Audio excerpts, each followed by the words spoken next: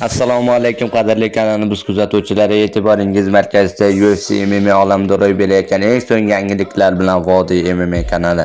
Qadrli do'stlar, hozirgi dasturimizda har doimgidek UFC MMA boks olamida ro'y berayotgan eng so'nggi yangiliklar to'g'risida batafsil gaplashamiz. Videoni boshlashdan oldin 2 soat vaqtimiz ketgan ushbu rolik uchun 3 soniya vaqtingizni ayamay videoga like bosishni hamda kanalimizga obuna bo'lishni unutmang. Biz esa bugungi dasturimizni boshladik. UFC sobiq chempioni bo'lgan braziliyalik Alex Pereira hozirgi og'ir vaznga o'tish haqida o'ylanmayotganini ma'lum qildi.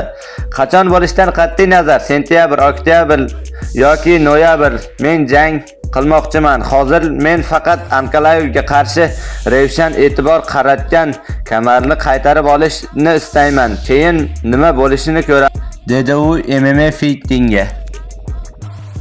Ilya Topuria Makhachev yarim o'rta vazn 77 kg chempioniga aylansa o'zi ham ushbu divizionga o'tish niyati borligini bildirdi.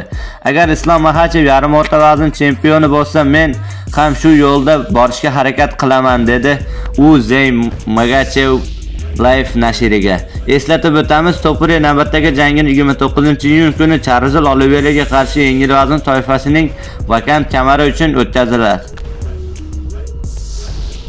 Qadrli do'stlar, hozirgi dasturimiz xuddi mana shu yerda o'z yakuniga yetdi. Videoni oxirigacha ko'rganlarning barchasiga kattakon rahmat. Video yoqqan bo'lsa like bosishni unutmang. Keyingi dasturlarimizni ko'rishguncha xayr, o'zingizni ehtiyot qiling. Vodiy MMA kanalida uzoqlashmang. Tez orada ko'rishguncha do'stlar.